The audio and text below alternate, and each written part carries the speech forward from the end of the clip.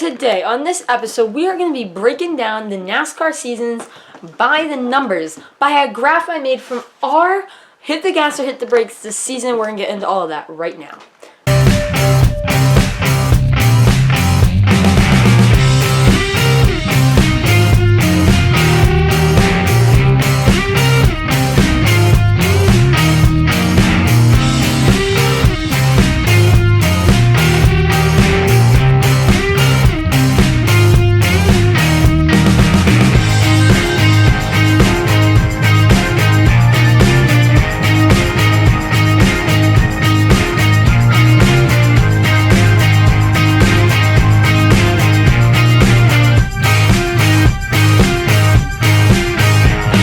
Welcome back to another video. My name is Cameron Simpson. I have a graph that I made up from all of, and I put them all in here into this trusty notebook. I put every little hit the gas or hit the brakes on this notebook, all the scores from each race. I put it all into a graph, and I made the graph so that we would be able to tell which races were an A++, what races were an A, a B, a C, a D, a C-, an F, if there was any race that got an F this year. And what were the races average? Were they better? More A's or more B's, more C's, and more D's?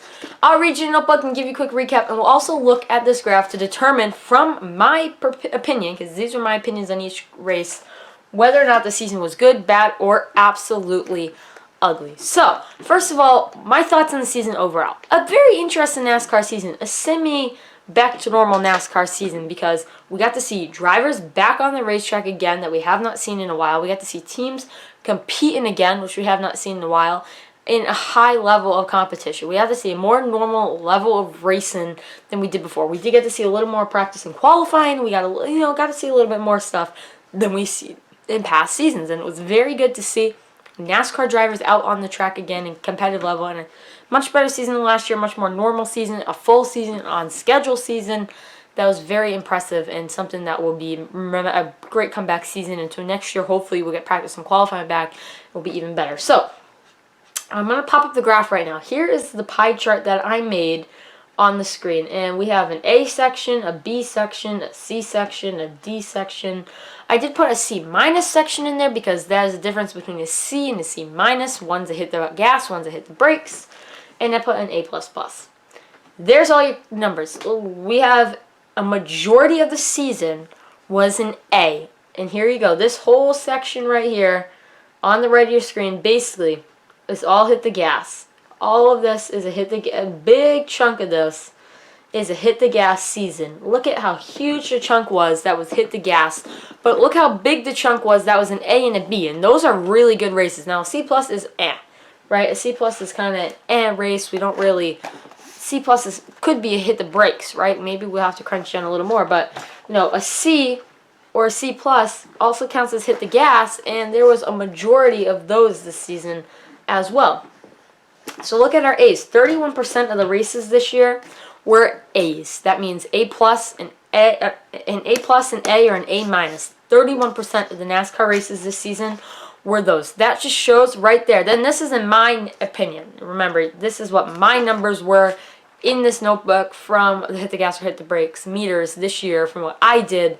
That's what's on the sheet. This isn't what NASCAR did. This isn't what other NASCAR YouTubers did. This is what I did, and this was in my opinion. 31% of the races this year were an A, and that's just in my opinion. And 25% were B races. So 21A and 25% B. Two pretty big numbers. Almost get you above half there.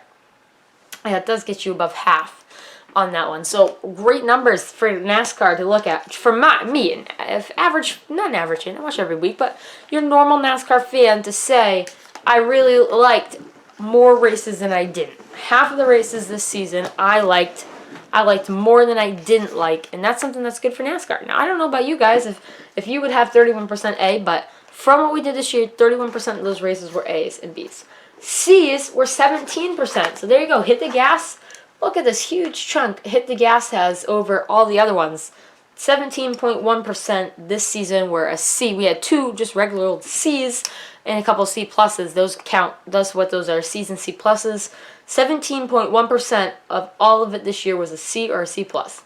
Great numbers. Very good numbers. But C minuses were the same as the C's. 17.1% were C minuses this year. That means there was a couple of races that got a C minus, which isn't a great number, but it is a number that will be looked at negatively on NASCAR. That's almost 20% of the races this season were not great, in my opinion. Almost 20% of the races this year were below average, below where they need to be. C minus isn't bad by any means, but below average from where they need to be.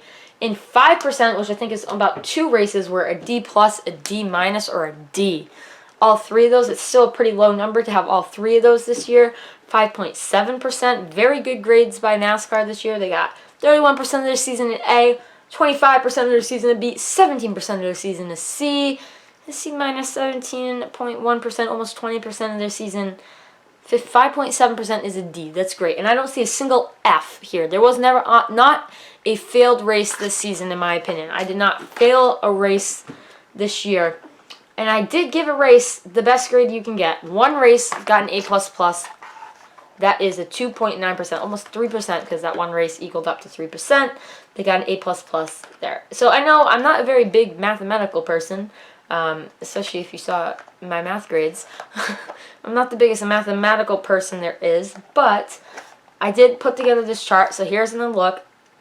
That's the mathematics of the NASCAR season. If you want the crunched by the numbers, here you go. This is me crunching it by the numbers from my opinion. Now, your opinions can be different. Tell me what you guys think. So now, let me just give you each race in score, because I thought this would be interesting too.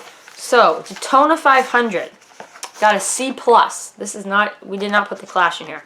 So, Daytona 500 gets a C+. Not a great race. That's a hit the gas, but we know the Daytona 500 wasn't great. Road course at Daytona got a C-. Homestead got a B+. Vegas got a B-. Phoenix got an A-. Atlanta got an A-. Bristol Dirt got an A. Martinsville got an A. Pretty good rolls of A's there. Richmond got a C-. Then we gave Talladega the one and the only A++ on the board. Very hard to get those. Talladega got them. Kansas got a B+. Then we went to Darlington, and that got a D+. Darlington got a D, a failing grade. Dover got a C-. I gave Coda a D+. That also got a failing grade. Sonoma got a C-. Charlotte got a C-. The All-Star race got a B-. Then we went over to NBC's portion of the schedule. Nashville got a B+. Pocono, first race at Pocono got a B+. The second race at Pocono got an A-. Road America got a C+. Atlanta got a C+, the second one. New Hampshire with an A. Watkins Glen with a C+. The Indy Road Course with the B-. Michigan with the B-. Daytona, the final race of the season, with the A. The first playoff race at Darlington with the B-. Richmond with the B. Bristol with the A. Talladega with a C. Charlotte Roval with an A. Texas got a C-, the playoff race. They only hit the brakes of the playoffs. Kansas with a C+, Martinsville with an A+, and Phoenix with the solid A+. So there you go.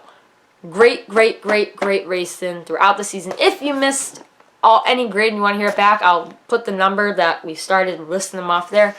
But there you go. Back to the graph. That's basically the numbers. The really races that underperformed this year, the Daytona 500 only getting a C+, that to me is an underperformance for NASCAR. They didn't want that. Besides that, looking at it, Talladega, really good, A++. Richmond kind of was a disappointing C-. Darlington, the first one on Mother's Day weekend, I gave it a D+. I thought it was a bad race. Others disagreed with that, so that one's kind of up there. Coda, it was a rainout. I mean, and I want to see it again next season, but it was a rainout. It's not a great race there at Coda. And all the other races here. What's another one that kind of maybe disappointed? I would say a lot of these races were good. Kansas maybe a slight disappointment. The first Texas race was kind of a disappointment. So there you go. Those are my scores. Tell me what you guys have your NASCAR season scores. One last look at the graph I made. Take those numbers in. That is your NASCAR 2021 season. 2022 going to have better numbers than 2021. We're going to see. It's going to be a different, not much different on the schedule next year. I don't know. Hopefully you enjoyed the season. Hopefully you enjoyed Hit the Gas or Hit the Brakes all season. But final grade of the season for Hit the Gas or Hit the Brakes from this graph is gonna be, and drum roll please, and for my opinion, I thought it was a decent season, honestly. And for the final grade that could go here on this chart to put it over the edge, we had a great season. We had an awesome season, and drivers produced, and it was a season that I liked watching. I didn't have many arguments with NASCAR. Go check out all my race reviews if you missed a race or you want me to hear what I talked about that race. I did it for every single race on the season, even if I was gone. I did not miss a race. So look, I like what I see here. I'm going to have to give this race, this season, a B+. Solid season. B+ season. Based on the charts, based on this, a B+ season. Thank you so much for watching this video. If you enjoyed it, please hit the like button and consider subscribing. And we've hit the gas more than we hit the brakes this season. So one last yeehaw! There we go. And I will see you all on Monday with Week 10 NFL reaction. It's an off weekend for hockey too, so be able to watch a lot of football this weekend. Cannot wait. Till next time, I'm Cameron Simpson. I'll see you in the next one.